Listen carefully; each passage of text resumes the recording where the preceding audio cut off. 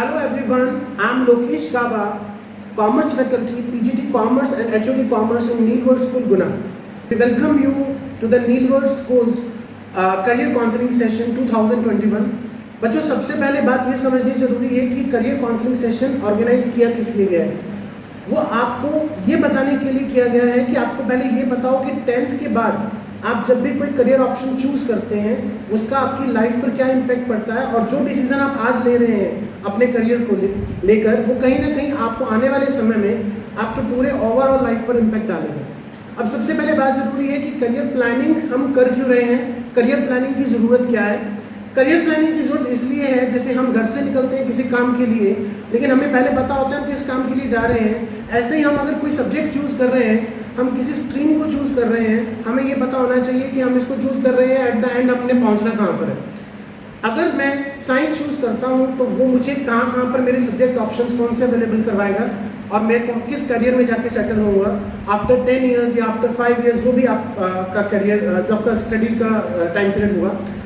उसके बाद कॉमर्स आता है तो कॉमर्स में क्या क्या ऑप्शंस हैं, और अगर मैथमेटिक्स का सब्जेक्ट है तो उसमें क्या क्या ऑप्शंस हैं। अगर आईटी सब्जेक्ट है तो वो आईटी सब्जेक्ट के आगे आपके पास करियर में क्या क्या ऑप्शंस खुले हुए हैं, ये बताना आपको ज़रूरी है। क्योंकि कई बार हम एक जनरल मेंटेलिटी बना लेते हैं कि 80% से ऊपर है तो वो साइंस का स्टूडेंट रहेगा, अगर 10th क्लास में 80% से ऊपर है, और अगर एवरेज है तो कॉमर्स में रहेगा, और बिल्कुल बिलो एवरेज है तो कहीं ना कहीं आर्ट्स में रहेगा। जबकि ये जो हमारी सोच है ये बिल्कुल गलत है। हमें पहले ये समझना चाहिए कि हमारा एप्टीट्यूड क्या है और कहाँ हम स्टैंड करते हैं, हमारी अपनी काबिलियत क्या है, हमारा अपना रुझान किस तरफ है। तो अगर जैसे आप अपनी स्क्रीन पर देख रहे हैं, सबसे पहले हमने लिखा है career is the ultimate identity. It means कि आज हम जो करियर चूज करते हैं वो कहीं ना कहीं हमारी पर्सनल लाइफ पर, हमारे रिलेशनशिप्स पर, हमारी फैमिली पर और आने वाले समय पर हम पर इम्पैक्ट डालेगा। हमारी सराउंडिंग्स वैसी की वैसी होंगी। अब हम डिस्कस ये करेंगे कि करियर को चूज करते हुए हमें क्या करना चाहिए, किन बातों को एनालाइज करना चाहिए। तो सबसे पहले बच्चों, जैसा आपकी स्क्रीन पर आ रहा है, हमें कहीं ना कहीं अपना स्वॉट एनालिसिस करना चाहिए। अब ये स्वॉट एनालिसिस क्या होता है? हर इंसान की अपनी एक स्ट्रेंथ होती है, अपनी एक वीकनेस होती है, चाहे हम किसी को बताएं या ना बताएं, बट हमें पता होती है हमारी एक वीकनेस है। अगर हम अपने आप से सच बोलते हैं और अपने आप को हमें पता है कि मेरी जो वीकनेस है और इसके ऊपर मैं वर्क कर सकता हूँ, then well and good. But otherwise हमारे अंदर जो स्ट्रेंथ है हम उसके बेस पर ही अपना करियर बनाते हैं। कोई भी इंसान आज अगर करियर में सक्सेसफुल है वो शायद इसलिए सक्सेसफुल है क्योंकि उसने अपनी स्ट्रेंथ को पहचान लिया था समय रहते। तो अगर आप आज समय रहते अपनी स्ट्रेंथ को पहचान लें तो कहीं ना कहीं आप जो करियर आज चूज करेंगे वो आप पे इम्पैक्ट डालेगा। मैं एग्जांपल ये देना चाहूँगा, जैसे एक स्टूडेंट है, उसके मैथमेटिकल स्किल अच्छे नहीं है, but on the other hand उसी स्टूडेंट के कम्युनिकेशन स्किल्स अच्छे हैं। एक स्टूडेंट है वो फिजिक्स में अच्छा नहीं है, बट एक स्टूडेंट वो बायो में अच्छा है, वो फिजिक्स पे वर्क करके और बायो को साथ में लेके शायद मेडिकल लाइन में जा सकता है। तो वीकनेस पे हमें वर्क करना होता है और स्ट्रेंथ तो हमारे अंदर है ही, बस हमें उसे पहचानने की जरूरत होती है। स्ट्रेंथ को हम कहीं ना कहीं लिंक करते हैं अपॉर्चुनिटी के साथ, बिकॉज अपनी स्ट्रेंथ के बेस पर ही हम अपनी अपॉर्चुनिटी को देखते हैं कि हमारे पास आने वाले समय में क्या अपॉर्चुनिटीज़ हैं, और कहीं ना कहीं थ्रेट्स यानी कि डर हर इंसान को होता है कई चीज़ों को लेकर, वो हमें पहचानना ज़रूरी है। ये टेक्निक बच्चों इसलिए भी ज़रूरी है कि हम रोज़मर्रा की ज़िंदगी में जो हमें प्रॉब्लम्स आती हैं, हम अपनी स्ट्रेटेजी को चेंज करते हैं या नहीं। आज अगर मैं कोई करियर चूज़ कर रहा हूँ और मैं बिल्कुल फ्रेश पर्सपेक्टिव से सोचूं कि मेरे पास क्या करियर ऑप्शंस अवेलेबल हैं, तो मैं इसके ऊपर अच्छा वर्क कर पाऊंगा। अगला आता है कि हम एम क्या है हमारा स्वॉट एनालिसिस का। हमें अपनी स्ट्रेंथ और अपनी अपॉर्चुनिटीज़ का फ़ायदा उठाना होता है, अपनी कमियों को मिनिमाइज करना होता है, जो कि सारी ज़िंदगी चलता है। हर इंसान अपनी कमियों को दूर करने में लगा होता है और अपनी थ्रेट्स को एलिमिनेट करने में लगा होता है। जब हम एनालाइज कर लेते हैं कि हमारा इंटरेस्ट क्या है, हमारी हॉबी क्या है, हमारा रुझान, हमारा इंक्लिनेशन किस तरफ है, हमारा खुद का पोटेंशियल क्या है और हमारे पास क्या अपॉर्चुनिटीज़ अवेलेबल हैं, अगर हम अपना करियर इसके अनुसार चूज़ करेंगे तो कहीं ना कहीं आने वाले समय में, आज से 5 से 6 साल के बाद, जब आप ग्रेजुएशन भी कर चुके होंगे या पोस्ट ग्रेजुएशन कर चुके होंगे, तब आप जब जॉब में जाएंगे, आप काम करेंगे, आपका सेटिस्फेक्शन लेवल कुछ और होगा और आपका सक्सेस रेट बहुत हाई होगा। कुछ बातें जो आपकी स्क्रीन पर आ रही हैं कि हमें किन बातों का ध्यान रखना चाहिए करियर ऑप्शन को चूज़ करते हुए, उसकी अगर लिस्ट देखें तो एक इंसान को अपना एप्टीट्यूड देखना चाहिए, अपना इंटरेस्ट देखना चाहिए, पर्सनैलिटी को देखना चाहिए कि मेरी खुद की पर्सनैलिटी किस तरह की है, मैं किस काम को सूट करता हूँ, ऑफ कोर्स हमें ये ज़रूर देखना चाहिए कि जॉब अपॉर्चुनिटीज़ कहाँ पर अवेलेबल हैं। अब मैं उस करियर को चूज़ कर रहा हूँ जिसमें मेरा रुझान है, बट जॉब अपॉर्चुनिटीज़ नहीं है, तो वो भी कहीं ना कहीं फाइनेंशियल पर्सपेक्टिव से सही नहीं होगा। हमारे अपने जो एक हार्ड स्किल्स होते हैं, सॉफ्ट स्किल्स होते हैं, हमारी अपने जो सामने वाले इंसान को कन्विंस करने की पावर होती है, एक तरीका होता है, वो कहीं ना कहीं हमें अपने करियर में बहुत ज़रूरी रखता है। अगली बात जो मैं ये कहना चाहूँगा कि स्टडीज़ ही सिर्फ इम्पॉर्टेंट नहीं है, ओवरऑल पर्सनैलिटी ही आपके करियर में आपको कहीं पर लेके जाती है। अब मैं आपके साथ करियर काउंसलिंग सेशन शुरू करना चाहूँगा, और अब मैं चाहूँगा कि सबसे पहले हम अपने साइंस सब्जेक्ट के करियर ऑप्शंस को समझें कि साइंस सब्जेक्ट में कौन कौन से करियर ऑप्शंस हैं। तो अब हम शुरू करेंगे साइंस सब्जेक्ट की करियर काउंसलिंग से। Let's start with science subjects. Hello everyone, I am Anuj Jain, PGT cum HOD mathematics in Neel World school Pune. तो आज हम आपसे चर्चा करेंगे कि 9th-10th के बाद आप कौन सा सब्जेक्ट चूज करते हैं। आप 9th-10th के बाद आपके मन में बहुत सारे क्वेश्चंस आते होंगे कि what I am really going to do, can I really go there, what are the risk, am I sure of the route, where, when. इस टाइप के क्वेश्चंस आपके मन में बहुत सारे आते हैं। तब आपके अपने कैरियर के ऊपर फोकस करना है, प्लान करना पड़ेगा आपको अपना कैरियर 9th-10th के बाद। तो यहाँ पर हमारे पास बहुत सारे ऑप्शंस अवेलेबल हैं, कॉमर्स, साइंस और arts. All options are equally good and compete with each other. One should choose the career based on academics, personality and desire. यहाँ पर कुछ बच्चों की कुछ एम्बिशंस होते हैं, और एम्बिशंस से रियलिटी में हम उसको किस तरीके से कन्वर्ट करेंगे, ये हमें इस काउंसलिंग के माध्यम से मैं आपको बताना चाहूँगा। तो एम्बिशन वर्सेस रियलिटी।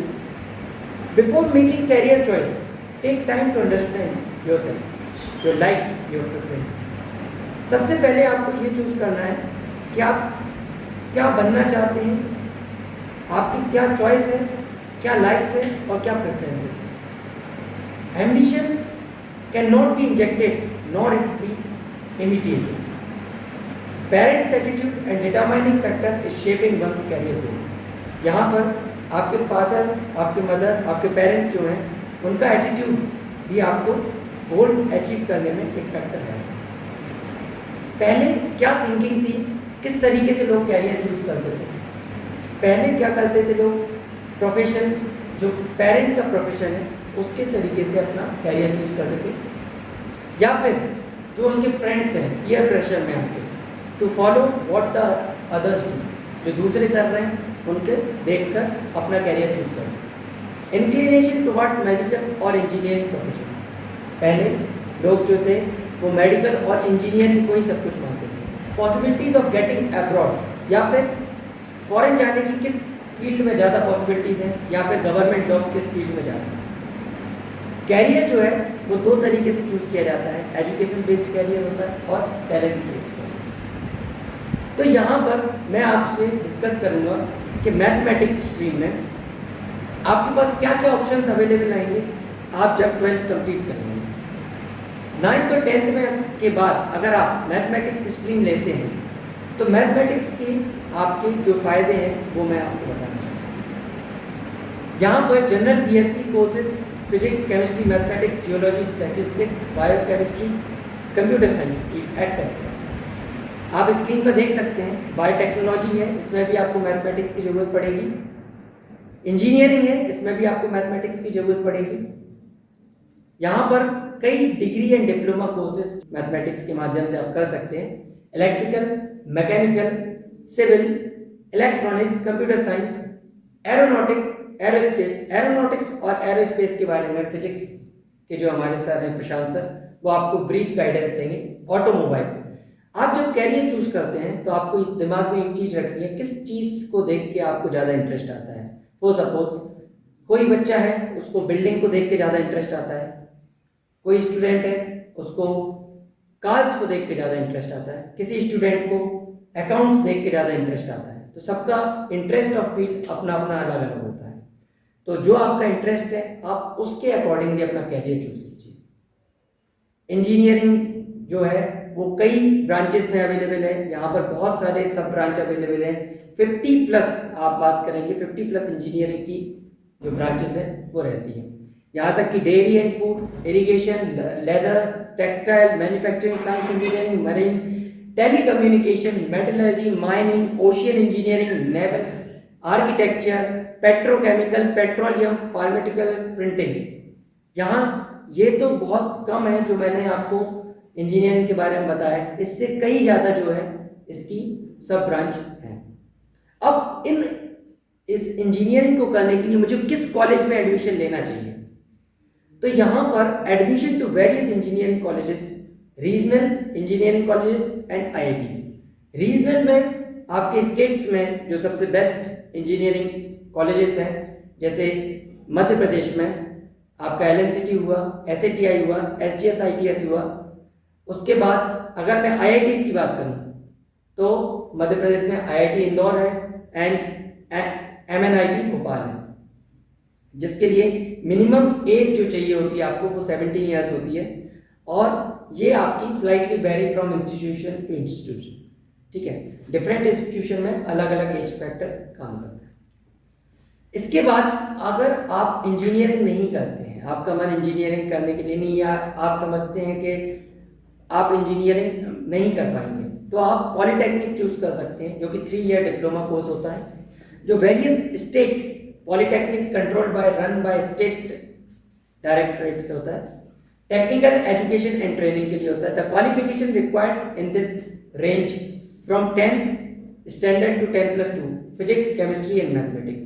आप 10+2 लेकर अगर पॉलिटेक्निक जाते हैं तो पॉलिटेक्निक के थ्रू आपको जो जूनियर इंजीनियरिंग की पोस्ट है गवर्नमेंट डायरेक्टली ऑफर करती है।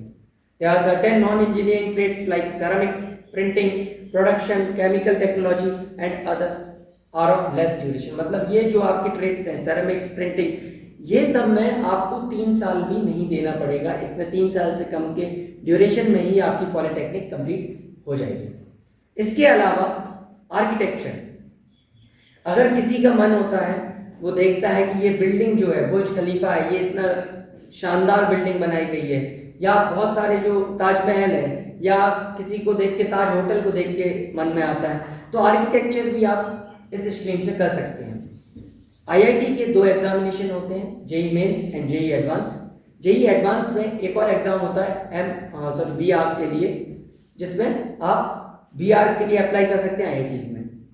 One need to have chosen the science stream. First of all आपको साइंस स्ट्रीम से होना चाहिए, science stream that means mathematics से। One can also pursue MR from completing BR. BR के बाद आप एमआर भी कर सकते हैं। Candidate who qualify the degree course may pursue career in architecture both as paid employees और self employed professionals। तो आर्किटेक्चर जो है आप इंटीरियर डिजाइनिंग भी कर सकते हैं और बेसिक आर्किटेक्चर भी कर सकते हैं। उसके बाद यूपीएससी कंपटीशन में भी मैथमेटिक्स का बहुत बड़ा स्कोप है। यहाँ पर SCRA special class railway apprentice examination होता है, जिसमें आपका मैथ्स कंपलसरी होता है for age group 17 to 21 on 1 अगस्त। 1 अगस्त से पहले आपकी एज जो है 17 to 21 के बीच में होना चाहिए। All candidates with 12th class और equivalent with first division are eligible. Candidate having second division with mathematics, physics और chemistry, one of the subject are also eligible to complete. The examination is held every year generally in month of July. हर साल जुलाई के महीने में यह exam होता है। Candidate is tested in 7 subject including English, mathematics, physics, chemistry, general knowledge and psychology. तो ये 5-7 सब्जेक्ट हैं जो कि आपके मेन होते हैं। उसके बाद एनडीए। वैसे तो एनडीए आप किसी भी सब्जेक्ट से जा सकते हैं, पर एनडीए में candidate are tested in mathematics and general ability. अगर आप मैथमेटिक्स और जनरल एबिलिटी उसमें टेस्ट में आते हैं, तो जैसे ही आपका मैथमेटिक्स अगर स्ट्रॉन्ग होगा तो आपको ये एग्ज़ाम थोड़ा सा ज़्यादा ईजी लगेगा। All unmarried male candidate with 10+2 are eligible for army, navy and air force. तो किसी का सपना होता है कि उसको कोई आर्मी, नेवी या एयरफोर्स में जाना है, तो वो एनडीए का एग्जाम दे सकता है for executive branch courses eight naval academy. The candidate should be 10+2 examination pass with mathematics, physics and chemistry. तो जो नेवल में स्पेसिफिक नेवल में जाना चाहता है वो 10+2 होना चाहिए और मैथमेटिक्स एंड फिजिक्स केमिस्ट्री उसकी मेन सब्जेक्ट होना चाहिए. All those who pass the examination are required to undergo the services selection board. उसके बाद उसका SSB होगा, इंटरव्यू होगा and then he will be qualified as NDA. NDA जो है आपका नेशनल डिफेंस एकेडमी, ये आपकी पुणे में. After 3 years of NDA and 1 year of military, naval and air force और एयरफोर्स एकेडमी. तो आपकी NDA के 3 साल कंप्लीट होने के बाद नेवल एंड एयरफोर्स में आप जा सकते हैं. तो क्या जरूरी है मुझे, मेरे लिए क्या जरूरी है ये कोर्स सिलेक्ट करने के लिए? You believe you will survive only if you believe in the power of your dreams. आपके सपने जो आप देखते हैं उसके पावर पे बिलीव रखिए. आप क्या बनना चाहते हैं उस एम को कंसीडर कीजिए. To believe in the power of dream remember the 4 P's. 4 जो P हैं उनको आपको ध्यान में रखना होगा. Purpose, passion, possibilities and power. Purpose, आप क्यों करना चाहते हैं. पैशन, उस फील्ड में आपका पैशन क्या है. पॉसिबिलिटीज, क्या क्या पॉसिबिलिटीज है उस फील्ड में. और पावर, कि उस पोजीशन को पाने के बाद आपके पास क्या पावर आती है. Have a purpose in life and dream will follow. Trim this dream with passion in your heart and possibilities will open for you. Choose today to start believing in magical power of wishing, hoping and dreaming. Thank you everyone. Career choices are life choices. Take them seriously, do it right. Thank you everyone. Hello everyone, मैं हूं Prashant Singh Yadav, PGT physics and HOD science Neel World school. आज हम discuss करेंगे career options in field of science and physics. Class 9th 10th के बाद बच्चा जब option choose करता है कि उसको कौन सी स्ट्रीम में जाना है, बहुत सारे ऑप्शन उसके सामने आते हैं, like commerce, science and arts. तो मैं आज आपको बताऊंगा कि साइंस स्ट्रीम आप कैसे चूज कर सकते हैं और उसमें कितने कैरियर ऑप्शंस आपके सामने खुल जाते हैं. तो आइए स्टार्ट करते हैं. क्लास 10th के बाद आपके पास साइंस स्ट्रीम में 2 ऑप्शंस आते हैं. साइंस स्ट्रीम चूज करने से पहले आपका परसेंटेज बहुत अच्छा होना चाहिए, तब आपको साइंस स्ट्रीम यूजुअली मिलती है. उसमें 2 ऑप्शंस आपके सामने आते हैं, PCM और PCB. PCM फिजिक्स, केमिस्ट्री और मैथमेटिक्स, ये सब्जेक्ट्स के साथ चलते हैं. और PCB ब्रांच में फिजिक्स है, केमिस्ट्री है और साथ में बायोलॉजी आती है. ये स्ट्रीम आप चूज करने के बाद किन किन कैरियर में आप अपनी फील्ड में कैरियर बना सकते हैं, वो सारी चीज़ हम 1 by 1 डिस्कस करें. तो स्टार्ट करते हैं. सबसे पहले आता है फिजिक्स की फील्ड में बहुत सारे weather forecasting, military, health care, universe behaviour, engineering, nuclear physics, astronomy, meteorology, atomic physics, molecular physics. इन सब फील्ड्स में आप अपना कैरियर बना सकते हैं. तो जो मेन फील्ड्स हैं आपकी, वो फील्ड डिस्ट्रीब्यूटेड हैं. Astronomy, academics, research, engineering physics और हेल्थ केयर. इनको हम 1 by 1 डिस्कस करते हैं. सबसे पहले आती है एस्ट्रोनॉमी फील्ड. आपने नाम सुना होगा, Sunita Williams, Kalpana Chawla, ISRO, NASA, Chandrayaan, Mars mission, इन सब की स्टडी, पूरे यूनिवर्स की स्टडी, स्पेस में जाना, ये सब आता है एस्ट्रोनॉमी के अंतर्गत. सबका सपना होता है नासा में जाएं, इसरो में जाके काम करें, हम भी स्पेस को एक्सप्लोर करें, जैसे सुनीता विलियम्स, कल्पना चावला, राकेश शर्मा. तो इसके लिए आपको यूनिवर्स बिहेवियर की स्टडी के लिए फिजिक्स में एस्ट्रोफिजिक्स की आपको डिग्री कंप्लीट करनी पड़ेगी.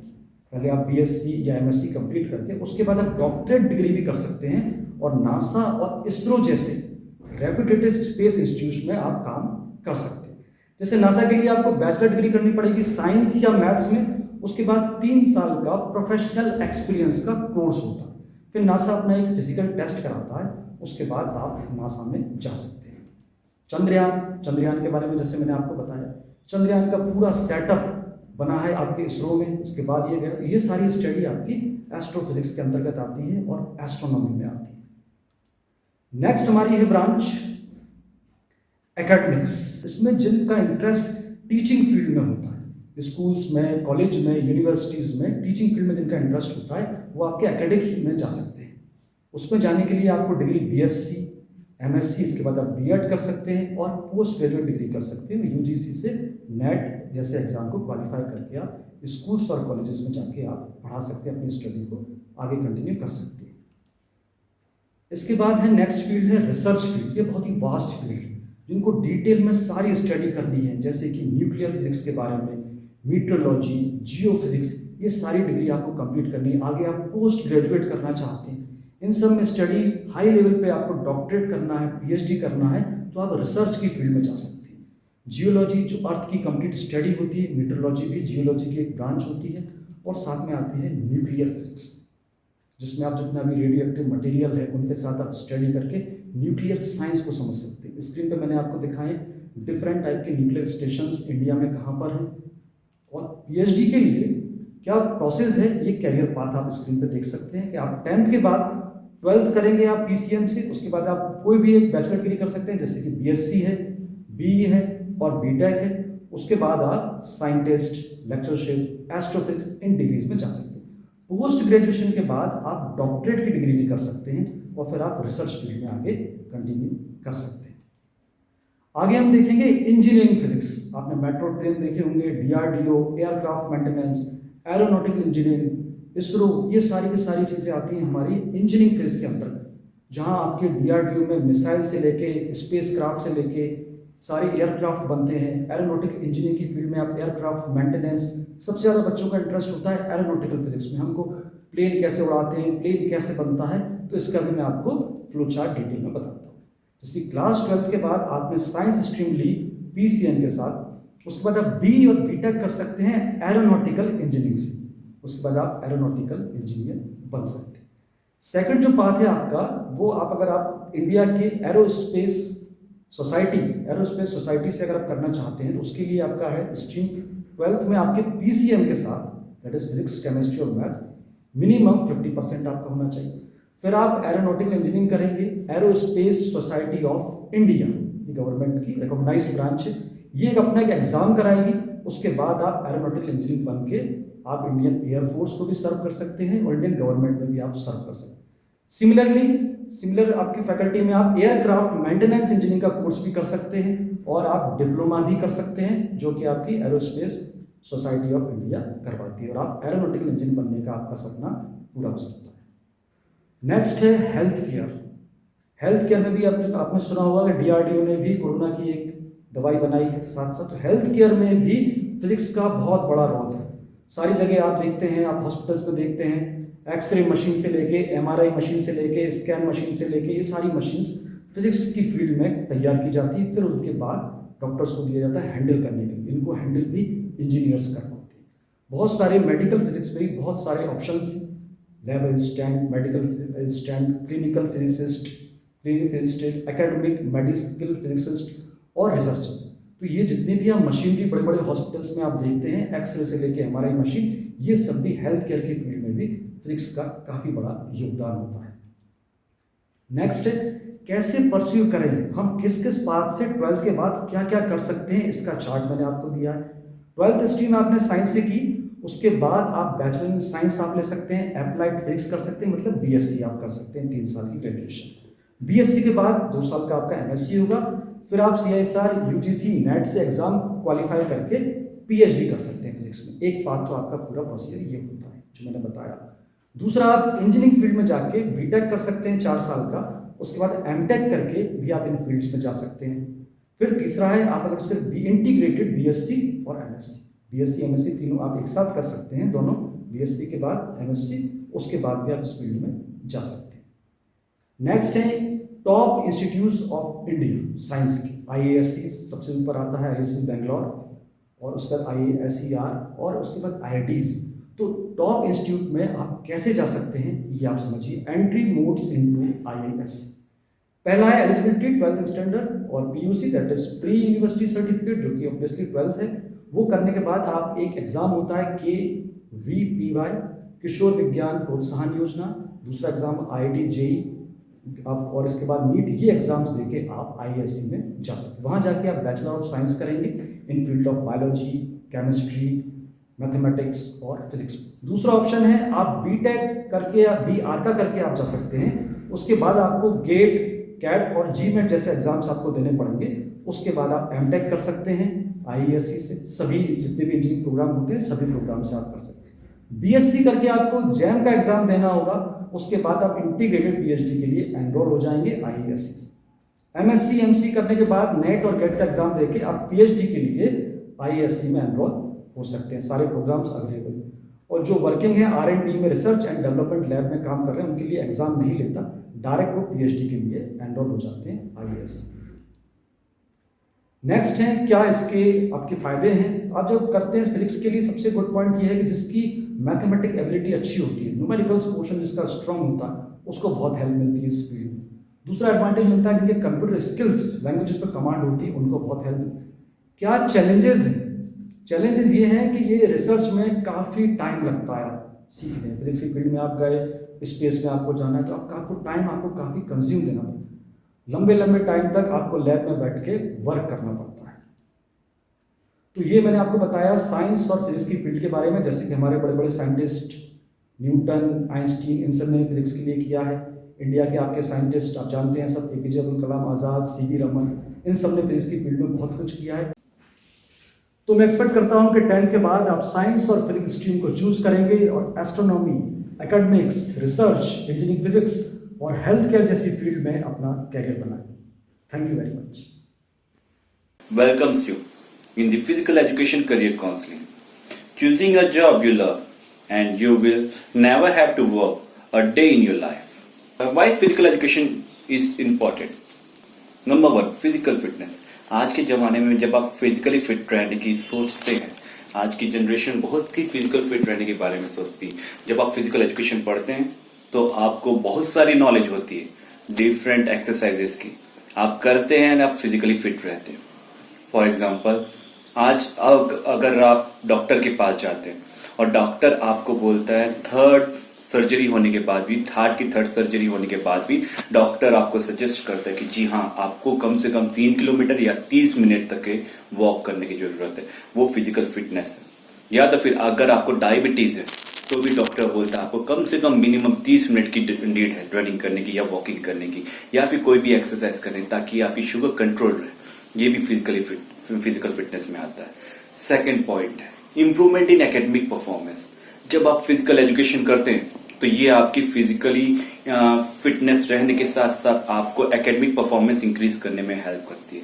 जब आप योगा करते हैं, मेडिटेशन करते हैं या फिर कोई भी एक्सरसाइज करते हैं, वो आपको कंसंट्रेशन पावर इंक्रीज करती है, किसी चीज में फोकस की प्रैक्टिस प्रोवाइड करती है। इससे आपकी एकेडमिक परफॉर्मेंस बच्चों की बहुत ही इंक्रीज हो जाती है। आप आज चाहते हैं कि हमारे बच्चा स्कोर अच्छा करे, हर सब्जेक्ट में परफेक्ट रहे, इसके लिए एकेडमिक परफॉर्मेंस इंक्रीज करने के लिए बच्चों को स्पोर्ट्स परफॉर्मेंस के लिए, स्पोर्ट्स के लिए मोटिवेट करना बहुत जरूरी है, जो कि फिजिकल एजुकेशन करता है।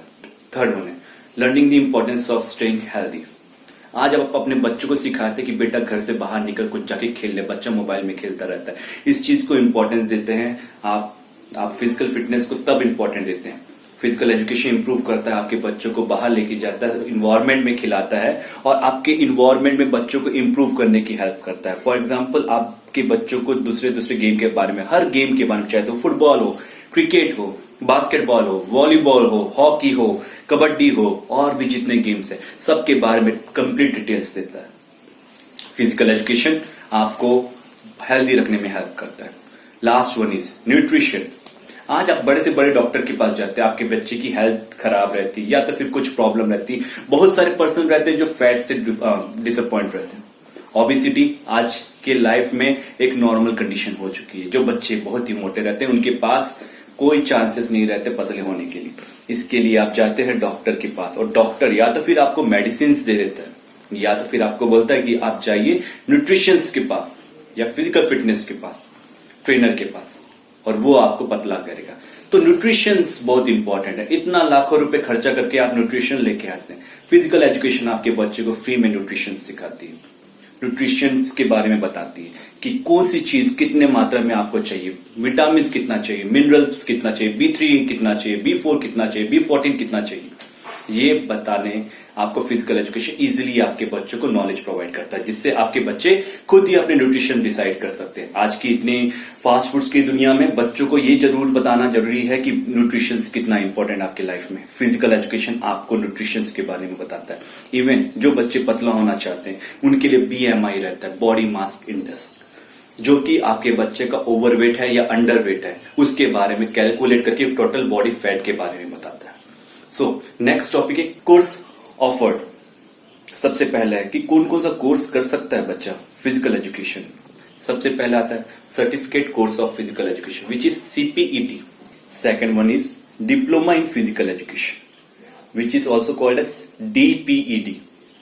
Third one is bachelor of physical education जिसे BPED भी बोलते हैं. And the last but not least master of physical education जिसे MPED भी बोलते हैं. इसके अलावा बच्चे हमारे नेट क्वालिफाई कर सकते हैं, उसके बाद PhD और बहुत सारे अदर करियर ऑप्शंस में आगे बढ़ सकते हैं. तो पहले next one is what is eligible criteria for BPED. So after graduate या बैचलर डिग्री होने के बाद आप इसको कर सकते हैं, BPED को कर सकते हैं, या फिर मास्टर डिग्री BPED के बाद आप MPED के लिए जा सकते हैं. BPED करने के लिए मिनिमम आपको 45 to 50% लाना है. मिनिमम 45 to 50% लाना है. मैक्सिमम आपके पास जितने अच्छे मार्क्स है उतना अच्छा है. इसके बाद आपके पास नेक्स्ट ऑप्शन रहता है what are the career option. So first one is अगर आपका बच्चा एक अच्छा करियर चूज करना चाहता है तो उसके लिए sports one of the best है. आपने देखा होगा आज के इतने बड़े बड़े लाइफस्टाइल में जितने भी बड़े प्लेयर्स हैं उन्होंने नाम भी बहुत कमाया, इज्जत बहुत कमाई और पैसा भी बहुत कमाया. आज अपने रोल मॉडल्स को देखें तो आज कहीं ना कहीं फिल्म स्टार के बदले आज एक स्पोर्ट्स पर्सन है. चाहे तो MS धोनी हो, चाहे तो विराट कोहली हो, चाहे तो फॉरेन कंट्री से रोनाल्डो हो, चाहे तो मेसी हो, और या फिर कोई भी ऐसा पर्सन. आज अगर एक बच्चा इस करियर को चूज करता है तो फर्स्ट वन इज एकेडमिक. अगर एक बच्चा पार्टिसिपेट करता है कोई अच्छा गेम में और वो अपना करियर चूज करना चाहता है, सबसे पहले अगर आप एक अच्छे प्लेयर हैं तो आप अपनी खुद की एकेडमी खोल सकते. चाहे तो क्रिकेट की हो, चाहे तो फुटबॉल की हो, चाहे तो बैडमिंटन की हो, चाहे तो स्विमिंग की हो, या फिर कोई भी हेल्थ. अगर आप योगा में इंटरेस्टेड हैं तो अगर आपके पास योगा की नॉलेज है आप योगा में भी अपनी एकेडमी खोल सकते हैं. Second one is health club. आजकल आप देख रहे हो हेल्थ क्लब कितना इंपॉर्टेंट है. आज हर जगह में हेल्थ क्लब है.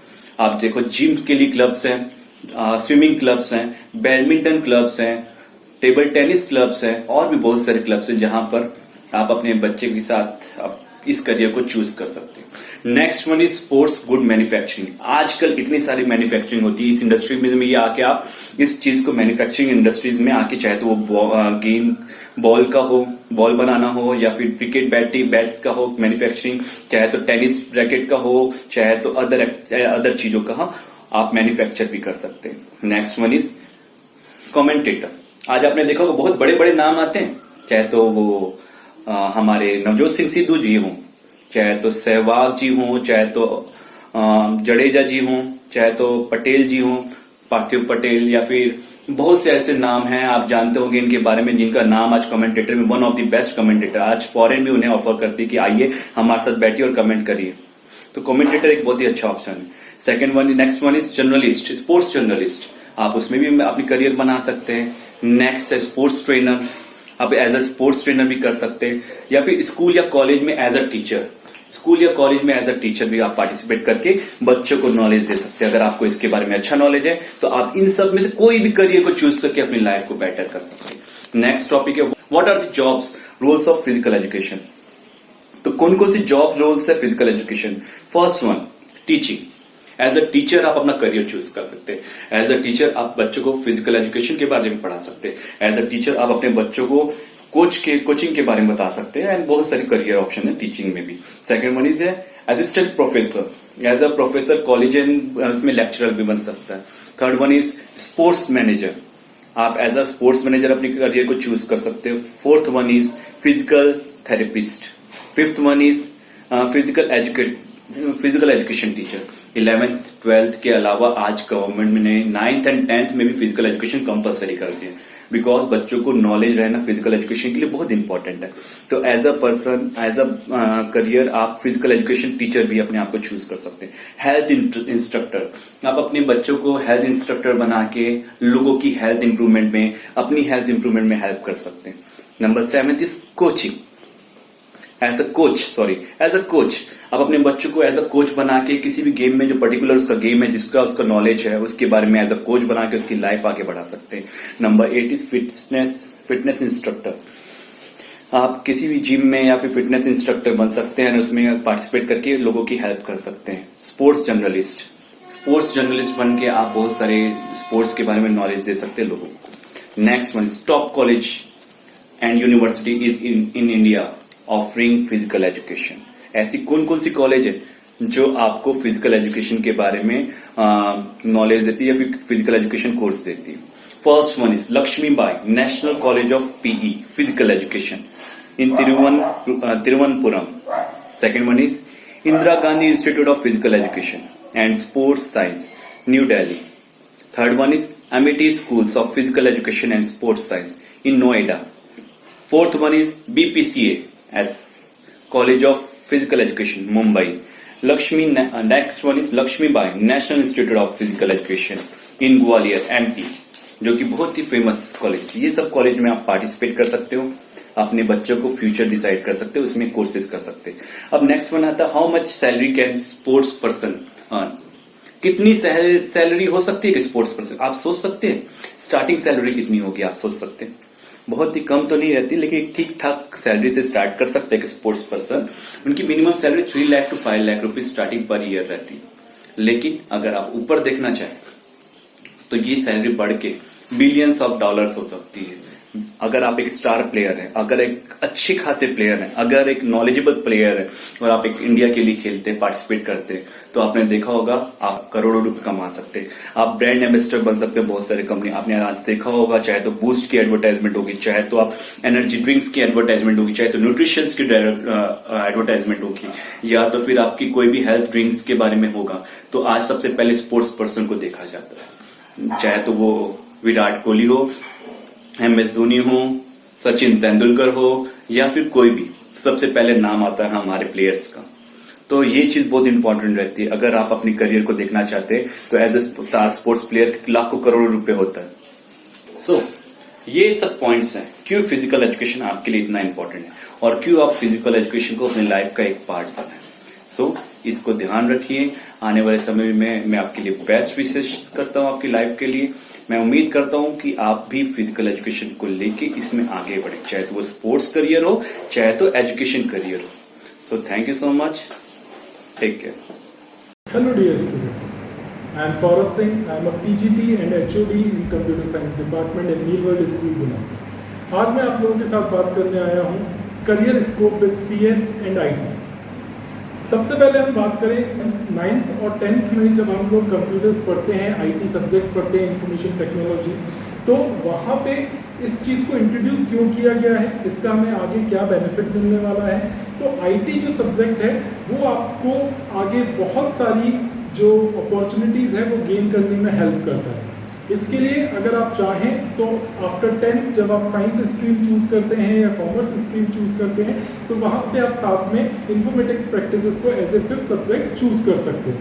अगर आप इस सब्जेक्ट को चूज़ करते हैं तो आपका फाउंडेशन कहीं ना कहीं स्ट्रांग होता है और उस फाउंडेशन के थ्रू आप आगे जब इस पर्टिकुलर फील्ड में अपना करियर बनाना चाहते हैं CS और IT के साथ, तो आपके पास बहुत सारे ऑप्शंस अवेलेबल होते हैं। तो उन्हीं ऑप्शंस को, उन्हीं करियर स्कोप्स को हम लोग आज डिस्कस करेंगे एक एक करके। चलिए हम लोग स्टार्ट करते हैं। सबसे पहले हम बात करते हैं scope of placement in CS। तो कंप्यूटर साइंस जो है वो आजकल अगर आप देखें तो आपके हर तरफ, चारों तरफ आपको कहीं ना कहीं यही फील्ड देखने को मिलती है। आजकल हम लोग अगर देखें तो हर एक फील्ड में IT सेक्टर जो है वो इन्वॉल्व है। आप देखें अगर आप आजकल डिजिटल पेमेंट करते हैं तो उसके लिए आपके पास Amazon पे, फोन पे, भीम ऐप, इसके अलावा Paytm, ये सभी ऐप्स को यूज़ करके आप डिजिटल पेमेंट कर सकते हैं। अगर आपको फंड ट्रांसफ़र करना है तो आपको उसके लिए कहीं जाने की ज़रूरत नहीं है, बैंक जाने की ज़रूरत नहीं है। आप घर बैठे बैठे नेट बैंकिंग का यूज़ करके या ये जो ऐप्स अभी हम लोगों ने डिस्कस करी थी इनको यूज़ करके हम लोग फंड ट्रांसफ़र कर सकते हैं। अगर हमें कुछ परचेजिंग करनी है तो वो हम घर बैठे बैठे कर सकते हैं। अब ये जो इतना सारा जो चेंजेस आया है वो किस वजह से आया है? वो आया है CS और IT की वजह से। तो उसी जो चेंजेस हैं जो आप लोग आजकल देख रहे हैं अपने आसपास, उन्हीं चेंजेस को हम लोग डिस्कस करने वाले हैं कि हम लोगों को आगे किस किस तरीके के जॉब्स ऑफर होते हैं, किस किस तरीके का पैकेज ऑफर होता है कंपनीज के थ्रू। तो वो हम लोग एक एक करके आज डिस्कस करते हैं। नाउ प्रोग्रामिंग इम्पैक्ट की बात करते हैं। सबसे पहले आप लोगों ने सुना होगा कि कंप्यूटर्स में प्रोग्राम्स बनाए जाते हैं, सॉफ्टवेयर्स बनाए जाते हैं। तो ये प्रोग्रामिंग है क्या? प्रोग्रामिंग एक्चुअली में लैंग्वेजेस है जो सिर्फ कंप्यूटर समझता है। उस प्रोग्रामिंग के थ्रू हम लोग कुछ कोड करते हैं और वो कोड कंप्यूटर अंडरस्टैंड करता है, देन अकॉर्डिंग टू कोड वो रिएक्ट करता है या वो उस टास्क को सॉल्व करता है। तो आप लोगों ने बहुत सारी लैंग्वेजेस के बारे में सुना होगा, कुछ कॉमन लैंग्वेजेस जैसे सी, C++, जावा, पाइथन, रूबी, ये ऐसी लैंग्वेजेस हैं जो हम लोग सुनते आए हैं। तो अगर आपका इंटरेस्ट है कंप्यूटर साइंस में तो आप किसी एक लैंग्वेज को स्ट्रॉन्ग करके आप अच्छी अपॉर्चुनिटीज गेन कर सकते हैं। अब हम बात करेंगे कंपनीज की कि जो कंपनीज है, जो हमारी IT सेक्टर्स की जो कंपनीज हैं वो हमें किस तरीके के जॉब्स ऑफर करती हैं, ठीक है। तो उससे पहले हम लोग थोड़ा सा कंपनी के बारे में अगर बात करें तो आप लोगों ने सुना होगा माइक्रोसॉफ्ट, विप्रो, TCS, है ना। ये ऐसी बहुत सारी कंपनीज हैं जो कि आपको अच्छे अच्छे पैकेज, अच्छे अच्छे जॉब्स प्रोवाइड करती हैं अच्छी अच्छी फील्ड में। ऐसा नहीं है कि आपको प्रोग्रामिंग नहीं आती तो आप इस फील्ड में एंटर नहीं कर सकते। प्रोग्रामिंग के अलावा भी बहुत सारे ऑप्शंस हैं जिनको मैं अभी एक एक करके आपके साथ डिस्कस करने वाला हूँ। नाउ सबसे पहले हम देखें पोजीशंस जो हमें कंपनीज ऑफर करती है। Software developer, database administrator, hardware engineer, web developer, software testing, system analyst, network architect, security analyst, IT project manager, computer and information research scientist, teaching faculty in government and private institution, और ऐसी बहुत jobs profile हैं। तो कुछ limited मैंने यहाँ पे discuss करने के लिए आपके साथ आया हूँ जिसके बारे में थोड़ा बहुत आप लोगों ने भी सुना हुआ है। So first of all software developer. Software developer के लिए हमारे पास सबसे पहले किसी न किसी प्रोग्रामिंग लैंग्वेज का आना जरूरी है। प्रोग्रामिंग लैंग्वेज के थ्रू हम लोग different types of software design करते हैं। सॉफ्टवेयर क्या है, जो किसी एक टास्क को हेल्प करते हैं हमें किसी एक टास्क को कंप्लीट करने के लिए। जैसे आप लोगों ने Word, Excel, PowerPoint use किया है तो ये क्या है, ये सॉफ्टवेयर है। वर्ड का काम क्या है, आपको टेक्स्ट रिलेटेड आपकी जो प्रॉब्लम्स है जैसे लेटर्स क्रिएट करना, टेम्पलेट्स क्रिएट करना, ये आप यहाँ पे क्रिएट कर सकते हो। देन एक्सेल में आप अगर आपको कुछ शीट्स बनानी है, कुछ आपको एनालाइज करना है डाटा के ऊपर, न्यूमेरिकल कैलकुलेशंस करना है तो आप फॉर्मूला लगा के आप वो सब कर सकते हो। अगर आपको प्रेजेंटेशन देना है, फॉर एग्जाम्पल अभी जैसे आप स्क्रीन के पीछे देख रहे हैं तो वो PPT मीन्स पावर पॉइंट में बना हुआ है। तो इस तरीके से सॉफ्टवेयर किसी न किसी लैंग्वेज को यूज करके बनाए जाते हैं। आप मोबाइल यूज करते हो, स्मार्टफोन्स यूज करते हो, आप different types of apps use करते हो, गेम्स वगैरह, या फिर आप लोग वीडियोस देख रहे हो, एनिमेटेड मूवीज देख रहे हो, तो ये सब क्या है, ये किसी न किसी सॉफ्टवेयर के थ्रू डेवलप की जाती है ना। तो आपके पास ये एक बहुत अच्छा ऑप्शन है। अगर आपकी प्रोग्रामिंग, अगर आपका लॉजिकल माइंड है तो आप इस फील्ड को बिल्कुल चूज कर सकते हैं। Now database administrator. Database administrator means DBA जिनको बोलते हैं। उनका काम होता है कि पूरे रिकॉर्ड्स को मैनेज करना, उसके थ्रू उसमें क्या क्या उसके लिए क्या क्या क्वेरीज चलेंगी, आपको कौन सा डाटा रिक्वायर्ड है कंपनी को, वो सारी डाटा को एक्सेस करना, प्रोवाइड कराना, ये सारा काम DBA का होता है। इट मीन्स डाटाबेस का ओवरऑल इंचार्ज जो है वो कौन होता है, डाटाबेस एडमिनिस्ट्रेटर। जैसे कि आप देखो अगर आपके पास ईमेल है तो ईमेल में आप लोग जब अपना ईमेल ID और पासवर्ड डालते हैं तो आपका अकाउंट ओपन होता है। कैसे होता है, कैसे ये ऑटोमेटिकली एक्सेस हो जाता है हमारा डाटा, तो ये एक्सेस होता है डाटाबेस के थ्रू। तो डाटाबेस एडमिनिस्ट्रेटर का काम होता है डिफरेंट टेबल्स क्रिएट करना, डिफरेंट डाटाबेस क्रिएट करना, so that we can easily access our data from that tables और database. Now next one is computer hardware engineer. जैसा कि आप स्क्रीन पे देख रहे हैं, कंप्यूटर हार्डवेयर इंजीनियर जो होते हैं वो रिस्पॉन्सिबल होते हैं चिप्स क्रिएट करने के लिए, सर्किट बोर्ड्स क्रिएट करने के लिए। आपने देखा है प्रोसेसर, अगर आप लोगों ने कभी देखा हो सिस्टम को खोल के तो उसमें मदरबोर्ड होता है जिसमें बहुत छोटी छोटी चिप्स लगी होती है।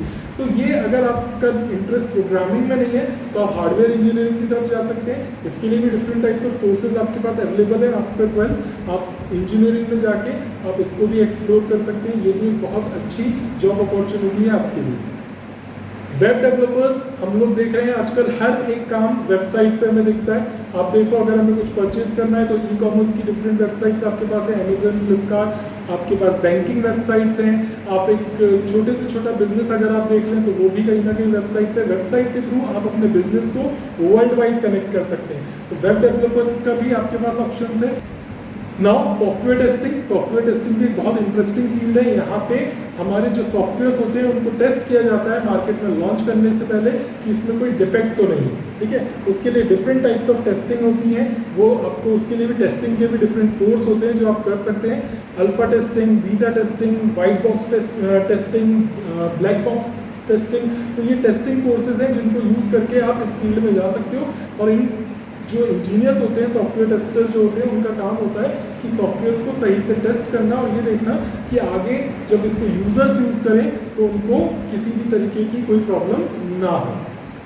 देन सिस्टम एनालिस्ट का काम क्या है कि ऑर्गेनाइजेशंस हैं या जो आपके इंस्टीट्यूशंस हैं उनको किस तरीके के हार्डवेयर रिक्वायर्ड है, किस तरीके की सॉफ्टवेयर रिक्वायरमेंट है, तो ये सारा जो काम है ये कौन देखता है? System analyst. ये आपको आप अगर किसी स्कूल में जाते हो, किसी कॉलेज में जाते हो, किसी कंपनी में जाते हो तो हर जगह आपको ये पोस्ट मिलती है system analyst. Then network architect क्या करता है? नेटवर्क आर्किटेक्ट जो होता है उसका काम है कि पूरे ऑर्गेनाइजेशन को एक नेटवर्क से कनेक्ट करना जिससे कि सारे सिस्टम आपस में कम्युनिकेट कर पाए। सिस्टम कम्युनिकेट करने का मतलब है कि हम एक सिस्टम से दूसरे सिस्टम पे जो डाटा है उसको सेंड कर सके और रिसीव कर सके। इसके लिए हमें नेटवर्क की ज़रूरत होती है और वो नेटवर्क जो है वो इस्टेब्लिश करता है नेटवर्क आर्किटेक्ट। इसके बाद हम जिस फील्ड में बात करते हैं वो है इंफॉर्मेशन सिक्योरिटी एनालिस्ट। इनका काम होता है कि जो आपकी नेटवर्क है उसको साइबर अटैक से सिक्योर करना, सो दैट कि कोई आपकी जो एसेंशियल इंफॉर्मेशन है, जो कॉन्फिडेंशियल इंफॉर्मेशन है, उसको कोई अटैक ना कर सके, कोई उसको मिसयूज ना कर सके। आईटी प्रोजेक्ट मैनेजर का काम होता है कि अपनी टीम को लीड करना और उसके थ्रू सॉफ्टवेयर्स को या प्रोग्राम्स को डेवलप कराना और अपने प्रोजेक्ट्स को सही से कंप्लीट करना। आईटी प्रोजेक्ट मैनेजर है जो कि टीम के बीच में कोऑर्डिनेशन प्रोवाइड कराता है और उनसे अपनी जो रिक्वायरमेंट है उसको फुलफिल कराता है। Then computer and information research scientist. Computer and information research scientist जो है ये बहुत ही इंटरेस्टिंग फील्ड होती है जहाँ पे कि आप इवेल्युएट करते हो कंपनी की नीड को कि कंपनी को क्या सॉफ्टवेयर रिक्वायर्ड है, क्या हार्डवेयर रिक्वायर्ड है, किस तरीके का नेटवर्किंग चाहिए, किस तरीके का टेक्नोलॉजी रिसोर्सेज चाहिए, क्या आपकी परचेजिंग है। तो ये सारा जो काम है ये कौन करता है? Computer and information research scientist. ये जितनी भी फील्ड्स हम लोग डिस्कस कर रहे हैं सभी कंप्यूटर साइंस एंड आईटी से रिलेटेड है। इसके अलावा भी बहुत सारे ऐसे सेक्टर्स हैं जैसे कि मैंने आपको स्टार्टिंग में बताया था, आप अगर चाहें तो एकेडमिक में भी जा सकते हैं। अगर आपका पीजी कंप्लीट है, पोस्ट ग्रेजुएशन है अगर आपका कंप्यूटर्स में, तो आप कॉलेजेस में पढ़ा सकते हैं, स्कूल्स में अप्लाई कर सकते हैं। इसके अलावा आप गवर्नमेंट स्कूल्स जैसे हो गए फॉर एग्जांपल नवोदय स्कूल, केंद्रीय विद्यालय, यहाँ पे भी आप एंट्रेंस एग्जाम के बाद इंटरव्यू फाइट करके आप इसमें अपना जो जॉब है वो सिक्योर कर सकते हैं। अब हम बात करते हैं कौन कौन से ऐसे कॉलेजेस हैं जहाँ से अगर हम कंप्यूटर साइंस इंजीनियरिंग की डिग्री लेते हैं या इस फील्ड में अगर हम जाते हैं तो हमें ज़्यादा चांसेस हैं सक्सेस होने के। सबसे पहले हम लोग इंडिया वाइज अगर बात करें तो IITs आपने सुना है, IIT Madras, IIT Delhi, IIT Kharagpur, IIT Roorkee, इसके अलावा भी IITs हैं। तो आप अगर यहाँ से अगर आपने इंजीनियरिंग किया है कंप्यूटर साइंस तो आपके पास जो पैकेजेस होते हैं वो 1 लाख पर मंथ से स्टार्ट होते हैं। इसके अलावा भी पैकेजेस की कोई लिमिट नहीं है, आपका जैसा आपकी नॉलेज है उस हिसाब से आपकी कोई लिमिटेशन यहाँ पे नहीं होगी। हाँ, लेकिन यहाँ पे जो एडमिशन प्रोसीजर है आप लोगों को सर ने भी जैसा बताया होगा, JEE के थ्रू आप लोग एडमिशन लेते हैं, उसमें भी जो आपकी मेरिट होती है उसके बेसिस पे आपको एडमिशन मिलता है एडवांस के बाद। तो वो एक टफेस्ट एग्जाम है, अगर आप उसको क्वालिफाई करते हैं then you can take admission in these institutes. जैसे कि यहाँ पे आप स्क्रीन पे देख रहे हैं, आपको स्क्रीन पे जो नेम्स दिख रहे हैं ये इंडिया के टॉप मोस्ट कॉलेजेस हैं जहाँ से आप ये CS की डिग्री ले सकते हैं। इसके अलावा अगर आप MP में चाहें तो MP में भी आपको बहुत अच्छे अच्छे कॉलेजेस अवेलेबल हैं, जैसे मैनिट भोपाल हो गया, Maulana Azad, JEC Jabalpur, Jabalpur engineering college, LNCT Bhopal, VIT Bhopal, Institute of Engineering and Technology, Devi Ahilya Vishwavidyalaya, DAV, MITS Gwalior, सती विदिशा। तो ये बहुत सारे ऐसे कॉलेजेस हैं जहाँ पे एडमिशन लेके आप MP में भी बहुत अच्छी अच्छी कंपनीज जो है वो आती हैं और प्लेस करती हैं स्टूडेंट्स को। इसके अलावा आपको नीचे एक लिंक दिख रही है, अगर आप इस लिंक पे क्लिक करें तो यहाँ पे भी आपके पास ऑप्शन है कि आप इस लिंक के थ्रू आप देख सकते हैं कि इन कॉलेजेस में कितनी फीस होती है, इनका कैसा प्लेसमेंट रिकॉर्ड है, इनका जो एडमिशन प्रोसीजर है वो क्या है, कहाँ प्लेस है, कैसा कैंपस है, वो सारी डिटेल्स आपको इस लिंक पे क्लिक करके मिल जाएगी। इसके अलावा अगर हम लोगों ने जो इंडिया के टॉप कॉलेजेस की बात करी थी, अगर आप देख रहे हैं स्क्रीन के ऊपर आपको जो ये 3 लिंक्स शो हो रही है, इन लिंक्स पे क्लिक करके आप इंडिया के जो टॉप मोस्ट कॉलेज हैं उनकी इन्फॉर्मेशन ले सकते हैं, उनमें किस तरीके का प्लेसमेंट है, क्या उनका सैलरी पैकेज उनको मिलता है स्टार्टिंग, कौन कौन सी कंपनीज अभी तक आई हुई हैं, किस तरीके की फ़ीस वहाँ पे कितनी फ़ीस लगती है, वो सब आप यहाँ से पता कर सकते हैं। आई थिंक मेरे लिए आज काफ़ी अच्छी मेरा एक्सपीरियंस रहा है आप लोगों के साथ, जो कि मैं आपको बता पाया मेरी फील्ड के बारे में कि मेरी फील्ड में आपको कितने सारे ऑप्शंस हैं, कितनी सारी अपॉर्चुनिटीज़ हैं। आप इंडिया के अलावा अब्रॉड में अगर आपको जॉब करना है तो सबसे ज़्यादा जो आपको चांसेस हैं वो आपको यही ब्रांच प्रोवाइड कराती है। देन अब इसके बाद हम लोग बात करेंगे कॉमर्स स्ट्रीम के बारे में, जिसके लिए कॉमर्स स्ट्रीम की जो एक्सपर्ट्स हैं वो आपके साथ डिस्कस करेंगे कॉमर्स स्ट्रीम को। तो आज के लिए थैंक यू सो मच, धन्यवाद।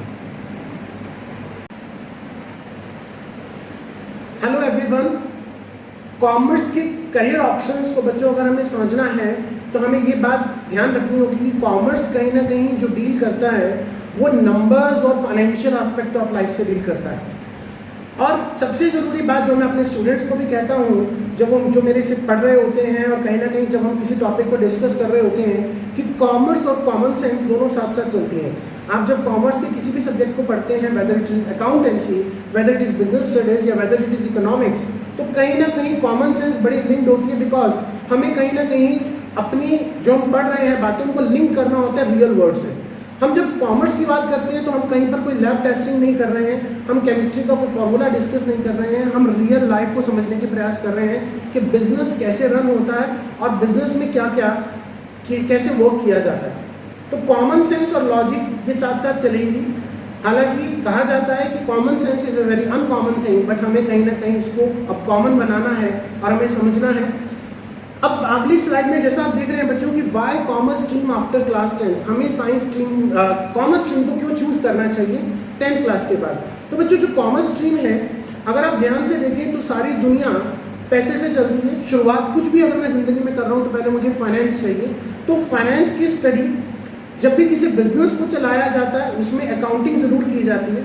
चाहे दुनिया में कुछ हो रहा है या नहीं हो रहा, कोई भी अगर दुनिया में काम है तो शायद वहाँ पे फाइनेंस और अकाउंटिंग तो ज़रूर होती है, बिकॉज पैसे के बिना तो कुछ भी नहीं होता। और अकाउंटिंग मीन्स उसका रिकॉर्ड मेंटेन करना कि आप कैसे कैसे काम कर रहे हैं, वो सब कुछ ज़रूरी होता है। बैंकिंग हमारे पास ऑप्शन है, इकोनॉमिक्स हमारे पास ऑप्शन है जिसको हम अपनी लाइफ में आगे लेते हैं। जब हम 12th कर लेते हैं तो हम कॉमर्स के जो एक एग्जैक्टली अगर कहूँ बिल्कुल कनेक्टेड जो हमारी ग्रेजुएशन में डिग्रीज होती हैं वो होती हैं BCom, BBA, chartered accountancy, company secretary, post and work accountant. और अगर मैनेजमेंट लाइन में जाऊँ तो मैं कहूँगा कि होटल एंड टूरिज्म मैनेजमेंट भी कहीं ना कहीं बिल्कुल कॉमर्स की ही लाइन है। अगर आप कॉर्पोरेट वर्ल्ड में वर्क करना चाहते हैं तो कॉमर्स स्ट्रीम आपके लिए ही है। और जैसा कि आपने सुना है इंडियन इंस्टीट्यूट ऑफ मैनेजमेंट में अगर आपको एडमिशन लेना है for the PGDM post graduate diploma in management तो कहीं ना कहीं आपको कैट एग्जाम देकर वहाँ पर आपका एडमिशन होता है जो आफ्टर ग्रेजुएशन आपको देना होता है। अगर आपने कॉमर्स चूज की है आफ्टर 10 तो कहीं ना कहीं आपके पास ये ऑप्शंस अवेलेबल होते हैं जो आपकी स्क्रीन पर आ रहे हैं। Academic options after doing 12th in a commerce stream, bachelor of commerce BCom जिसे कहते हैं, bachelor of management studies BMS, bachelor of business studies BBS, bachelor in business management and administration BBM या A, chartered accountancy, post and work accountant, company secretary, masters of commerce, chartered financial analyst, business administration में masters degree MBA और post graduate diploma in business management. इसमें भी बच्चों एक specialisation होती है। जब हम MBA में जाते हैं या मैनेजमेंट साइड में जाते हैं हम या तो फाइनेंस में करते हैं जहाँ पे हम मनी रिलेटेड हर चीज़ को देखते हैं कि पैसा मैनेज कैसे किया जाता है, कैसे पैसे को अच्छे से मैनेज करके उसको बढ़ाया जाता है। ह्यूमन रिसोर्सेज यानी कि हमारी बिजनेस ऑर्गेनाइजेशन में जो लोग काम कर रहे हैं उनको हम कैसे मैनेज करते हैं। लॉजिस्टिक्स मैनेजमेंट हम जब गुड्स को ट्रांसपोर्ट करते हैं एक जगह से दूसरी जगह, कुछ उससे रिलेटेड होता है। मार्केटिंग हमारी जो प्रोडक्ट्स हैं हम उसका क्या प्राइस रखते हैं, कहाँ उसको प्रमोट करते हैं, सब चीज़ें इसमें कवर हो जाती हैं। हेल्थ केयर ये सबसे इंपॉर्टेंट फैक्टर है बिकॉज आप जानते हैं कि ऑल ओवर द वर्ल्ड अगर सबसे ज़्यादा कोई इंडस्ट्री ग्रो कर रही है तो कहीं हेल्थ केयर है। अगर हॉस्पिटल्स भी हैं तो कहीं ना कहीं उनको भी मैनेज करने के लिए MBAs की ज़रूरत पड़ती है। ऑपरेशंस, बैंकिंग, ये सब ऑप्शन हमारे पास अवेलेबल है। अब मैं शुरुआत करने जा रहा हूँ सबसे पहले कंपनी सेक्रेटरी प्रोग्राम से जो कि institute of company secretary of India देते हैं। बट ये समझने की ज़रूरत है कि CS होता कौन है। सर नाम सुनने में अच्छा लगता है कंपनी सेक्रेटरी, बट ये होते कौन है। बात ये होती है बच्चों जब बिजनेस ऑर्गेनाइजेशन चलती है, यानी कि कंपनी चल रही होती है तो वहाँ पर कॉर्पोरेट लॉज अप्लाई होते हैं। कोई भी कंपनी जब वर्क करती है तो वहाँ पर लॉज अप्लाई होते हैं। उन लॉज के जो एक्सपर्ट लोग होते हैं चाहे वो कॉर्पोरेट लॉज हैं, सिक्योरिटीज़ लॉ है, कैपिटल मार्केट है, कॉर्पोरेट गवर्नेंस है, इसको जो सब लोग देखते हैं वो कंपनी सेक्रेटरीज होते हैं। ये कहीं ना कहीं से चीफ एडवाइजर होते हैं बोर्ड ऑफ डायरेक्टर्स के, जो उनको बताते हैं कि कहीं ना कहीं से कैसे कॉर्पोरेट गवर्नेंस की जाए। और ये सारी के सारे जो रेगुलेटरी कॉम्प्लायंसेस होते हैं, मतलब जो कंपनी को काम करते हुए जो जो चीज़ें कॉम्प्लाई करनी चाहिए, ये उसके लिए जिम्मेवार होते हैं। अपनी कंपनी को प्लान यही करते हैं और वही यही स्ट्रेटेजिक मैनेजर होते हैं। अगर मुझे ये कोर्स करना है तो कहीं ना कहीं उसके स्टेजेस होते हैं, जैसे सबसे पहले फाउंडेशन लेवल होता है, फिर एग्जीक्यूटिव लेवल होता है, फिर प्रोफेशनल लेवल होता है। अगर हमें फाउंडेशन लेवल में एंट्री लेनी है CS कोर्स में, तो कहीं ना कहीं बच्चों हमें 10+2 करनी पड़ेगी और उसके बाद ही हम इसमें जा सकते हैं। बट इसका डायरेक्ट लिंक आपकी कॉमर्स स्ट्रीम के साथ है। तो सब्जेक्ट जो ऑफर किए जाते हैं फाउंडेशन लेवल पे वो बिजनेस कम्युनिकेशन है, इकोनॉमिक्स है, स्टेटिस्टिक्स है, फाइनेंशियल अकाउंटिंग है और बिजनेस लॉज है। सेकेंड ऑप्शन जो मैं डिस्कस करने जा रहा हूँ वो है हमारे पास पोस्ट एंड वर्क अकाउंटेंट यानी कि CWA। ये जो प्रोग्राम है ये ऑफर करते हैं the institute of post accountants of India. अब सर ये क्या होता है, हमारी बिजनेस ऑर्गेनाइजेशन में जब भी हम कोई प्रोडक्शन वर्क करते हैं या कुछ भी करते हैं तो हमेशा हर चीज़ की कोई पोस्ट पड़ती है हमें। तो जो डिसीजन इसके रिगार्डिंग लिए जाते हैं वो सारे के सारे हमारे पोस्ट अकाउंटेंट्स करते हैं और कहीं ना कहीं हमारी पास्ट और प्रेजेंट परफॉर्मेंस को देखकर उसको मेजर करके ही इन डिसीजंस को लिया जाता है। एलिजिबिलिटी अगेन इसमें भी 10+2 ही है। स्टेजेस इसमें भी foundation, then intermediate, then final है। और जो फाउंडेशन के सब्जेक्ट्स आपको मिलते हैं जो आपको वहाँ पर पढ़ने होते हैं 12th के बाद, वो कहीं ना कहीं management, financial accounting, economics, maths और स्टेटिस्टिक्स होते हैं। अब करियर प्रोस्पेक्ट्स क्या हैं, आप चाहें तो अपनी प्रैक्टिस करें, आप चाहें तो ऑडिटिंग में जाएं, आप चाहें तो केवल रिकॉर्ड्स को मेंटेन करें, आप चाहें तो प्राइवेट सेक्टर में एज अ मैनेजर या as an internal auditor work कर सकते हैं। अब मैं उस करियर की बात करने जा रहा हूं जिसमें स्टूडेंट्स को लेकर क्रेज बहुत होता है, बट उस करियर में एंट्री ईजी होती है, एग्जिट मुश्किल होता है। और ये बात कहीं तक सच भी है। हम जब CA को शुरू करते हैं, चार्टेड अकाउंटेंसी को शुरू करते हैं, तो कहीं ना कहीं वहाँ पर एंट्री हमारी इजीली हो जाती है, बट फाइनल लेवल पर आकर बहुत से स्टूडेंट एग्जिट भी कर जाते हैं, जो कि एक सही बात नहीं है। हमें शुरू से ही पहले ये पहचानना चाहिए कि क्या हमारा रुझान सही में इस तरफ था जो हमने कोर्स चूज़ किया, और हम एंड तक अपने उसी विल पावर और अपने इंथुसियाज्म को मेंटेन रखें और अपने फाइनल कोर्स तक जाएं। तो चार्टेड अकाउंटेंसी की अगर मैं बात करूं तो बच्चों अकाउंटिंग की बात की जाती है। ऑडिटिंग मतलब एग्जामिन करना उन खातों को, टैक्सेशन से रिलेटेड चार्टेड अकाउंटेंट सारा वर्क करते हैं। ये एक्सपर्ट लेवल सर्विसेज प्रोवाइड करते हैं जनरल मैनेजमेंट की, पर्सनल मैनेजमेंट की, फाइनेंशियल मैनेजमेंट की, ऑपरेशंस मैनेजमेंट की। अगेन अगर मुझे CA कोर्स में जाना है तो जो रिसेंट चेंजेस अभी ICAI यानी कि institute of chartered accountants of India ने किए हैं वो ये है कि आपको पहले फाउंडेशन लेवल पर जाना पड़ेगा, इंटरमीडिएट लेवल पर जाना पड़ेगा और देन फाइनल पर। बट मेन बात ये है आप 10th क्लास करने के बाद भी फाउंडेशन लेवल के लिए रजिस्टर करवा सकते हैं, बट आप उसका एग्ज़ाम नहीं दे सकते। अगर मुझे एग्ज़ाम देना है तो कहीं ना कहीं मुझे पहले 12th क्लास करनी पड़ेगी और 12th क्लास के बाद ही मैं फाउंडेशन का एग्ज़ाम दे पाऊँगा। अब आता है कि सर ये जो फाउंडेशन लेवल के एग्जाम होते हैं ये बिल्कुल अगर आपने 12th अच्छे से करी है, 11th 12th के बेसिक्स आपके अच्छे से क्लियर हैं, तो कहीं ना कहीं आप फाउंडेशन लेवल के एग्जाम भी 12th के बाद दे पाएंगे, जिसमें accounting, economics, mathematics, mercantile law ये सब आते हैं। और आप जैसे मार्च में एग्जाम देते हैं तो उसके बाद जो नेक्स्ट अटेम्प्ट ICAI आपको प्रोवाइड कर रहा है आप उसमें एग्जाम अपीयर करके अपना फाउंडेशन लेवल क्लियर कर सकते हैं। बट अगर आपने ग्रेजुएशन की हुई है तो आपका एक डायरेक्ट एंट्री स्कीम भी होता है, आपको फाउंडेशन लेवल पर जाने की जरूरत नहीं है, आप सीधा इंटरमीडिएट में चले जाते हैं। अगर हम CA, CS, CWA इसमें से कोई भी कोर्स चूज नहीं करते हैं तो जो एक कोर्स जो मेजोरिटी ऑफ द स्टूडेंट्स लेते हैं वो है हमारा BCom, जिसको हम कहते हैं बैचलर ऑफ कॉमर्स। ये एक अंडर ग्रेजुएशन कोर्स है जो कि 3 साल का है। इसमें सारी चीज़ें कवर होती हैं, अकाउंटिंग की, मैनेजमेंट की, बिजनेस लॉ की, इकोनॉमिक्स की, मार्केटिंग की, टैक्सेशन की। ये कोर्स वेरियस यूनिवर्सिटीज़ के द्वारा करवाया जाता है जिसकी एलिजिबिलिटी 10+2 है। एम्प्लॉयमेंट प्रोस्पेक्ट्स ये हैं कि हम कहीं ना कहीं इंपोर्ट या एक्सपोर्ट कंपनीज में अच्छा वर्क कर सकते हैं, कस्टम्स डिपार्टमेंट्स में अच्छा वर्क कर सकते हैं, इकोनॉमिक कंसल्टिंग जॉब्स में काम कर सकते हैं, फाइनेंस, बैंकिंग, इंश्योरेंस और एजुकेशन तो है ही। एजुकेशन मीन्स आप कहीं ना कहीं टीचिंग फील्ड में आ सकते हैं जिसमें आप M.Com करके उसके बाद अगर आप स्कूल टीचिंग में आना चाहते हैं तो आपको B.Ed कंपलसरी है करना, और अगर आप कॉलेज टीचिंग में जाना चाहते हैं तो आपको नेट का एग्जाम देना पड़ता है और साथ में उसके बाद फर्दर PhD। ये जो सारी फील्ड्स हैं ये एमर्जिंग फील्ड्स हैं, ऑप्शन बहुत सारे अवेलेबल हैं और ऑप्शंस में इतने सारे आपके साथ डिस्कस कर भी रहा हूँ, बट ऑप्शंस हमें ये देखकर चूज नहीं करने चाहिए कि अच्छा इस करियर में ज़्यादा सैलरी पैकेज है तो चलो हमें चूज करना चाहिए। रुझान देख के और कहीं ना कहीं ये देख के कि मैं किस में बेस्ट परफॉर्म कर सकता हूँ और मेरा किस में इंटरेस्ट है, एक मेरी जील किस में है, किस करियर को समझने में है। जॉब प्रोस्पेक्ट्स अगेन आपके सामने आ रहे हैं, जैसे फाइनेंस है, मार्केटिंग है, एचआर है, sales manager, as a sales manager आप वर्क कर सकते हैं, corporate business analyst, investment banker, accountant, educator, operations manager, risk analysis and much more. बहुत से लंबे प्रोस्पेक्ट्स हैं, बहुत सारे प्रोस्पेक्ट्स हैं। अब आपके सामने जो लिस्ट आ रही है ये आ रही है top commerce colleges in India. सबसे पहले नंबर पर आता है Shri Ram college of commerce, university of Delhi, जो कि ऑल ओवर इंडिया माना जाता है कि यहाँ पर सबसे ज़्यादा हाईएस्ट कट ऑफ जाती है। आई थिंक जो सबसे बिलो लोएस्ट कट ऑफ जाती है that is I think 98% for the general category, जिनके एडमिशन बीकॉम लेवल पर होते हैं। अगर मुझे यहाँ पर बीकॉम ऑनर्स का कोर्स करना है तो मुझे कहीं ना कहीं 11th 12th में मेरे पास मैथ्स होना बहुत ज़रूरी है। अगर मुझे SRCC से बीकॉम ऑनर्स का कोर्स करना है, बीकॉम पास कोर्स करना है, उसमें मैथ्स मुझे नहीं चाहिए। मेरा बिना मैथ्स के भी मेरी परसेंटेज वहाँ काउंट हो जाती है। उसके बाद वहीं टॉप कॉलेजेस में अगर अगली श्रेणी में देखूँ तो Saint Xavier's College Mumbai, Saint Xavier's College Kolkata, Symbiosis Pune, Lady Shriram College DU LSR short में लिखा हुआ है, Saint Joseph College Bangalore, Presidency College Chennai, Hindu College Delhi University, Hansraj College and Narsingh Monjee College Mumbai. इसके अलावा अगर ना तो हम CA चूज करें, ना CS चूज करें, ना CWA चूज करें, ना हम बीकॉम चूज करें, ना हम BBA चूज करें, तो भी हमारे पास और भी कई करियर ऑप्शंस हैं। बिकॉज जैसा कि आपको मैंने शुरू में बताया था कि commerce is an integrated part of all the careers, तो कहीं ना कहीं लॉ में भी आपके पास अच्छे ऑप्शन हैं। होटल मैनेजमेंट में, टूरिज्म में IAS भी आप कर सकते हैं और टीचर भी आप बन सकते हैं।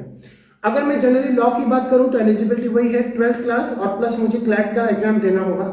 ड्यूरेशन डिफरेंट कोर्सेज के अलग अलग होते हैं। करियर्स लॉ में क्या क्या अवेलेबल हैं, हम एडवोकेट बन सकते हैं, हम district attorney, legal advisers, magistrate, public prosecutors बन सकते हैं। कोर्सेज जो हमारे पास अवेलेबल हैं BA LLB and LLM। Hotel management जहां तक आता है हॉस्पिटैलिटी इंडस्ट्री से डील करता है, तो कहीं ना कहीं फोकस होता है कि हमें होटल्स को कैसे मैनेज करना है, रेस्टोरेंट्स को कैसे मैनेज करना है। अगेन बात वही आती है, हमारा अपना रुझान किस तरफ है, हमें वही चूज करना चाहिए। एलिजिबिलिटी 10+2 है। जॉब्स इसमें वही मैनेजर्स, फ्रंट ऑफिस, हाउसकीपिंग। अब हम डिस्कस ये करने जा रहे हैं कि हमारे पास सब्जेक्ट्स कौन से अवेलेबल हैं अगर हम 11th क्लास में कॉमर्स को चूज करते हैं नीलवर्ड स्कूल में। तो इसका मतलब हमारे पास जैसे साइंस होता है वहां पर ऑप्शंस होते हैं PCM यानी कि फिजिक्स केमिस्ट्री मैथ्स या फिजिक्स केमिस्ट्री बायो। तो कहीं ना कहीं जब कॉमर्स की बात करते हैं तो हमारे पास ABE यानी कि अकाउंटेंसी, बिजनेस स्टडीज और इकोनॉमिक्स होते हैं। ये हमारे बिल्कुल मेन सब्जेक्ट्स होते हैं कॉमर्स के, जिसमें हमें अच्छे से एक्सपर्टीज हासिल करनी होती है। इसके अलावा हमारे जो सब्जेक्ट्स अदर होते हैं वो होते हैं इंग्लिश कोर वो कंपल्सरी सब्जेक्ट है, और इसके अलावा 3 सब्जेक्ट्स हैं जिसमें चॉइस है, जिसमें इंफॉर्मेटिक्स, प्रैक्टिसेस, फिजिकल एजुकेशन और मैथमेटिक्स आता है।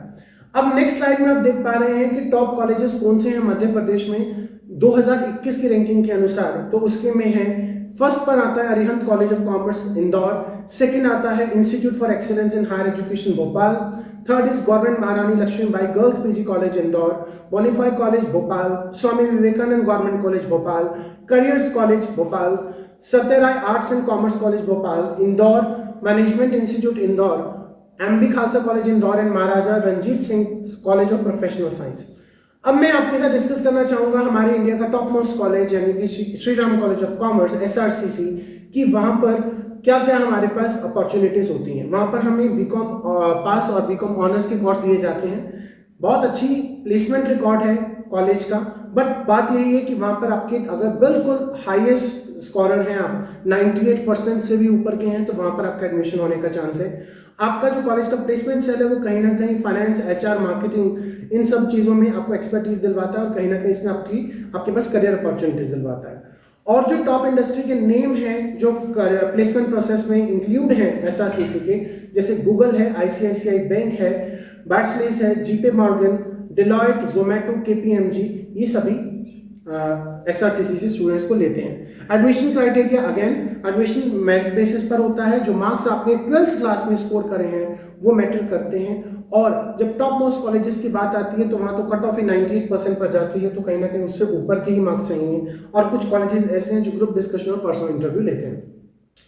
जैसे कि हमने अपनी साइंस की करियर ऑप्शंस को जानने से पहले एक स्वॉट एनालिसिस किया था और फिर हमने सारे करियर ऑप्शंस को समझा, ऐसे ही अगर हम कॉमर्स का स्वॉट एनालिसिस करें तो मैं सबसे पहले कहूँगा कि अगर कॉमर्स में हमें स्ट्रेंथ चाहिए, वो ये चाहिए कि कॉमर्स का अगर हम करियर चूज कर रहे हैं, as a career option choose कर रहे हैं, तो कहीं ना कहीं हमें अंदर एक कॉमन सेंस डेवलप करने की या हमारे अंदर एक अच्छी कॉमन सेंस हो, हम उसको अपने साथ रखें और कहीं ना कहीं एक अच्छा मैथमेटिकल स्किल भी हमें चाहिए, बट इतना भी नहीं चाहिए। जो स्टूडेंट्स मैथ में अच्छे नहीं होते हैं 10th में, अगर वो जनरल मैथमेटिक्स भी जानते हैं, प्लस माइनस मल्टीप्लिकेशन डिवीजन, तो कहीं ना कहीं वो उसके बाद भी कॉमर्स में अकाउंटेंसी को अच्छे से कर पाते हैं। अगर वीकनेसेस की बात करूं तो वीकनेसेस ये है कि अगर आपके अंदर जील नहीं है, रियल वर्ल्ड को जानने में कोई इंटरेस्ट नहीं है, कॉर्पोरेट वर्ल्ड में वर्क करने का कोई इंटरेस्ट नहीं है, तो कॉमर्स लाइन आपके लिए नहीं है। बट अगर है कहीं थोड़ी बहुत भी जील है इसका जिसको लेकर, तो उसको डेवलप किया जा सकता है, बिकॉज अपॉर्चुनिटीज आगे अच्छी हैं और अपॉर्चुनिटीज तभी अच्छी होती हैं जब हमारे पास हमारी अपनी स्ट्रेंथ होती है।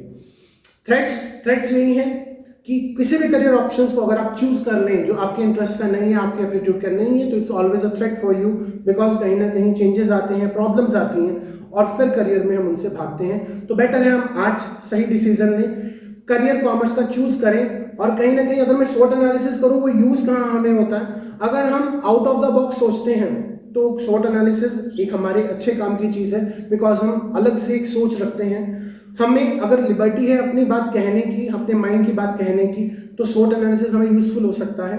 और अगर हम विलिंग है ट्रेडिशनल मेथड्स को तोड़ने में, हम तरीका नया अपना सकते हैं किसी कार्य को करने का, लेकिन सोच शायद हम अपनी ट्रेडिशनल रख सकते हैं, या हमारे मैनर्स वे ऑफ लिविंग हमारा कहीं ट्रेडिशनल हो सकता है, but career options are very new which are available now it is. और अगर हमारे अंदर एक भूख है, एक एपिटाइट है अपने अंदर बदलाव लाने की और समय के अनुसार अपने अंदर चेंज लाने की, तो करियर का ऑप्शन कॉमर्स का हमारे लिए ही है। Thank you so much.